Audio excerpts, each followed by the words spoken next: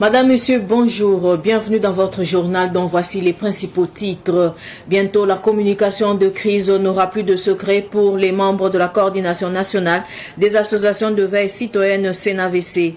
Depuis ce matin, ils suivent une formation destinée à développer leurs compétences dans ce domaine, surtout dans le contexte de sécurité actuel du pays. Vous en saurez davantage au début de ce journal.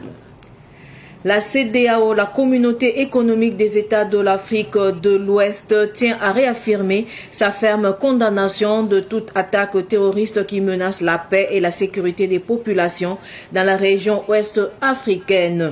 Ainsi s'est exprimée l'organisation ouest-africaine suite aux attaques terroristes qui ont visé des installations militaires à Bamako au Mali hier. Les détails dans cette édition. Comme annoncé, la Coordination nationale des associations de veille citoyenne CNAVC organise une formation pour ses membres. Une formation qui s'inscrit dans le cadre de renforcement de capacités de ses membres, surtout en termes de communication en période de guerre. La formation se tient à la salle des banquets de 2000. Yacouba Kiemtore et Cynthia Zungrana-Yete.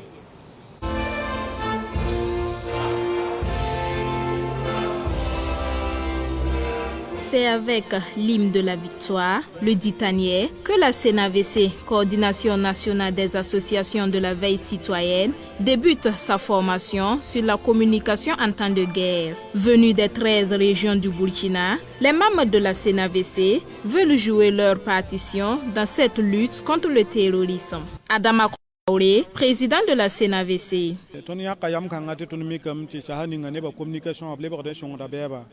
Nous avons décidé d'organiser cette formation au profit des membres de la CNAVC car souvent il y a des gens qui ne savent pas communiquer. Nous sommes en guerre et ce n'est pas normal que certaines personnes communiquent en faveur des ennemis. Cette formation va sensibiliser nos membres sur la place de la communication en cette période de guerre.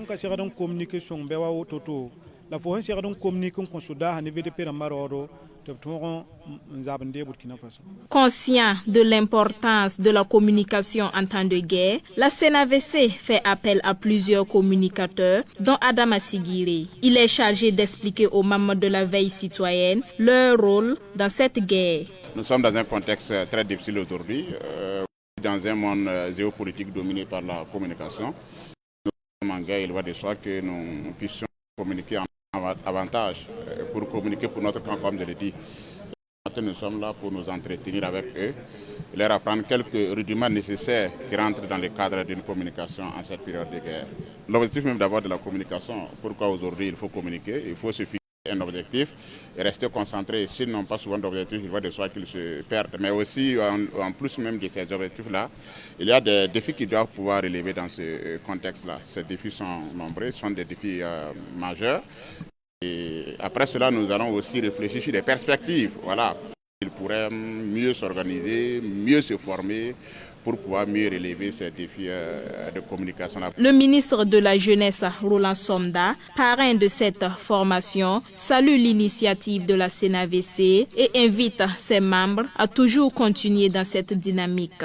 Je suis là pour vous demander, au nom des plus hautes autorités, de poursuivre dans ce sens et de rester vigilant, de ne pas vous laisser divertir, puisque nous sommes aussi dans une guerre de communication.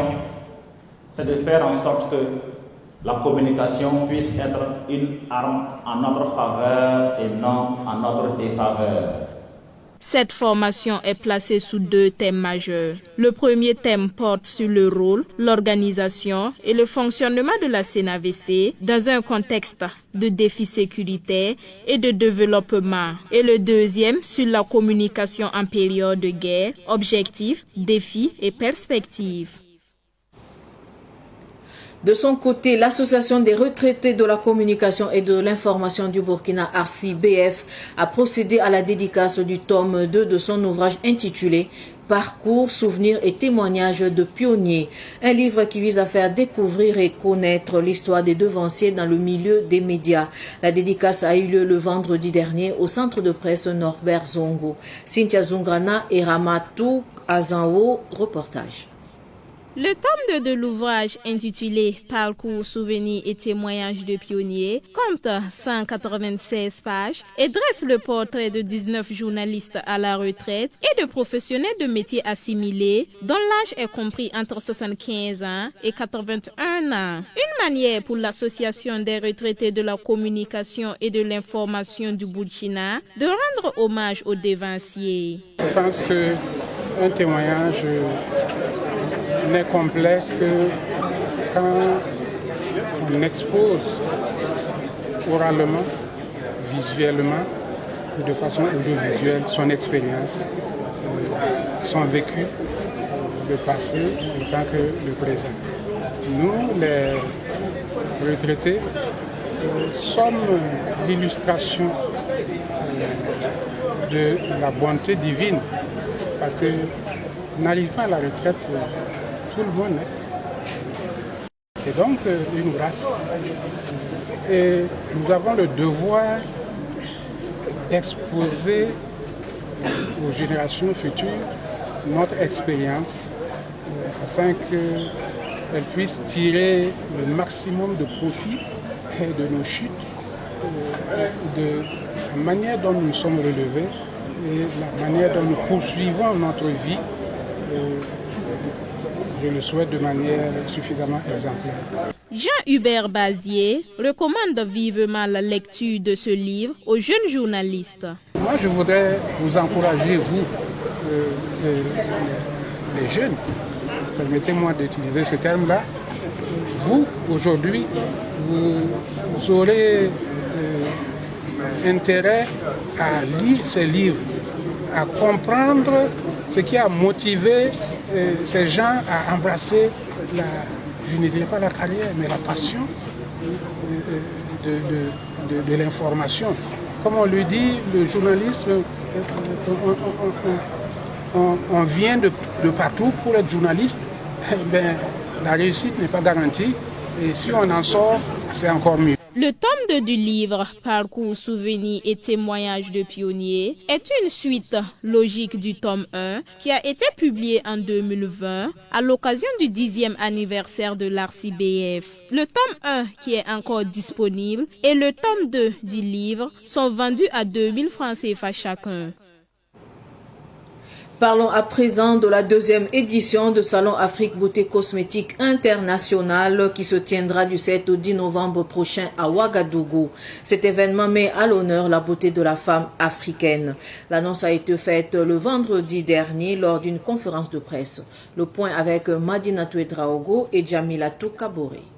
Le Salon Afrique Beauté Cosmétique International est un festival qui vise à valoriser le domaine de la beauté et de la cosmétique, selon le commissaire général du SABESI. Alors, il faut dire que nous-mêmes, professionnellement, nous sommes des communicateurs, nous sommes des promoteurs événementiels et nous avons décidé d'explorer le domaine de la beauté parce que nous avons observé qu'au Burkina Faso, le secteur de la beauté et des cosmétiques est un domaine qui n'est pas exploré sur le plan événementiel.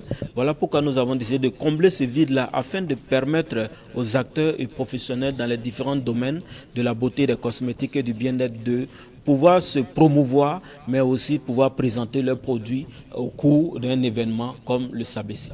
Il y a beaucoup d'innovations à l'occasion de cette deuxième édition du Salon Afrique Beauté Cosmétique International. Et l'innovation majeure de cette année, c'est que nous avons décidé de choisir un site sur lequel nos exposants, nos participants pourront mieux vendre, qui est donc le site du FESPACO. Et plus précisément, il s'agit aussi de distinguer ces personnes-là dans leurs différents domaines à travers les attestations et les trophées que nous allons distinguer au cours de cette édition du SABESI 2024. Le Niger est le pays invité d'honneur à cette deuxième édition du SABESI, prévue du 7 au 10 novembre prochain. Comme annoncé précédemment, la CEDEAO, la communauté économique des États de l'Afrique de l'Ouest, condamne les récentes attaques terroristes survenues hier matin à Bamako, la capitale du Mali. Ces attaques avaient pour cible des installations militaires. Elles ont malheureusement causé des pertes en vies humaines et des dégâts matériels importants. Dans le même communiqué, l'institution sous-régionale présente ses condoléances au gouvernement et au peuple malien ainsi qu'aux familles des victimes. Par ailleurs, la CEDEAO réitère son engagement à soutenir toute initiative qui vise à promouvoir la paix, la sécurité et la stabilité dans la sous-région est-africaine. Direction la Guinée, fin de cavale pour le fugitif Claude Pivi, l'homme le plus recherché de Guinée. La police libérienne a mis la main sur l'ancien ministre de la Sécurité du président Moussa Dadis Camara lors d'un contrôle de routine hier mardi. Le colonel Claude Pivi s'est retrouvé au Libéria près d'une année après son évasion. Soumaïla Rabo nous en dit plus. C'est lors d'un contrôle routier de routine que les services de la police libérienne ont mis la main sur le fugitif guinéen, colonel Claude Pivi, alors que de nombreux Guinéens le croyaient en terre guinéenne, notamment en Guinée forestière, dans son fief, d'où il avait fait une vidéo relayée sur les réseaux sociaux. C'était peu après sa fuite, en novembre 2023, de la prison de Conakry. Quand il a été arrêté, Claude Pivi présentait manifestement des difficultés à se déplacer et également des signes de maladie. Il était depuis son évasion l'homme le plus recherché de Guinée, y compris avec son fils qui a organisé sa fuite, à savoir Vermi Pivi, un militaire de l'armée guinéenne, lui aussi fugitif. Avec cette arrestation de l'homme de 64 ans, ancien ministre de la Sécurité sous le président Moussa Dadis Camara, c'est parti pour une nouvelle procédure sur le massacre du 28 septembre 2009 au stade de Conakry. Il avait été condamné à perpétuité lors du procès dans lequel le président Moussa Dadis Camara avait écopé lui-même de 20 ans de prison ferme. C'était en juillet 2024. Actualité sportive de cette édition, la 5e édition de la Coupe Nabatanga de Gadem-Tenga, commune de Dapelogo dans la province d'Oubri-Tenga, a connu son apothéose le week-end dernier à Gadem-Tenga. La finale a opposé l'équipe de Tousouk-Tenga à celle de Goxe FC. Au final, c'est l'équipe de Goxe qui a eu raison de Tousouk-Tenga par un score d'1-0. Le compte rendu de Yacouba Kiamtouré. Goxe FC remporte la 5e édition de la Coupe Nabatanga de Gadem-Tenga. L'équipe de Goxe FC a battu Tousouk-Tenga en finale par 1-0. Un but marqué en toute fin de match et qui permet à Goxe FC de s'emparer de la Coupe Nabatanga de Gadem-Tenga. Goxe FC, vainqueur, repart avec un trophée, un jeu de maillot, des ballons et une enveloppe financière de 500 000 francs CFA. Tousouk-Tenga, finaliste malheureux, se console avec un trophée, un jeu de maillot, des ballons et une somme de 350 000 francs CFA. Placé sous le thème chef coutumier, pilier d'unité entre les peuples et d'intégration socio-culturelle et intergénérationnelle, cette compétition promeut la cohésion sociale dans la commune de Dapelogo. À travers cette compétition, l'objectif général ici, c'est la cohésion sociale. La cohésion sociale entre les fils et les filles de la localité. Ce n'est pas du Gadem-Tenga seulement, il y a les villages environnants, parce que la compétition regroupe plus de 3 communes, la commune de Dapelogo, la commune de Trayarin et la commune de Ourbi-Maniga. Depuis les 5 ans, on peut dire que le bilan est satisfaisant parce que tout est positif jusqu'à maintenant. On n'a pas encore rencontré de grandes difficultés. Donc chaque année, on ne fait qu'innover. Le PDG de la société Wenpanga, par ailleurs Issam Kimpol Ornaba Sanam, accompagne le dit tournoi. Il offre des maisons de jeunes, un terrain de football et des jeux de maillot à 5 villages de la commune de Dapelogo.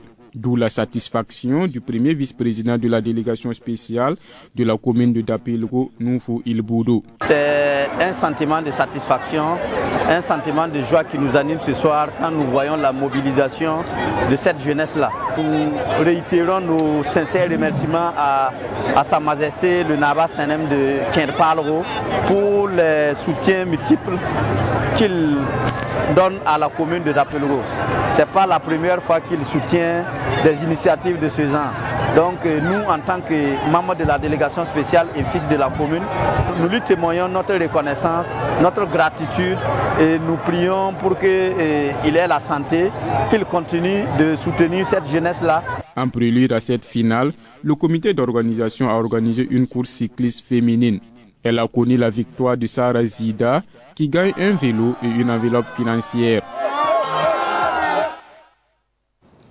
Et puis le tournoi Maracana de l'association Jeunesse Unie de Saba a connu son dénouement le dimanche dernier à Saba. La finale a opposé l'équipe Aïwaï à celle de Bagdad FC. Une compétition qui se voulait un cadre de promotion de la cohésion sociale entre les jeunes de Saba. L'équipe Aïwaï a remporté la finale sur le score d'1-0. Le compte rendu de Daouda Yamio.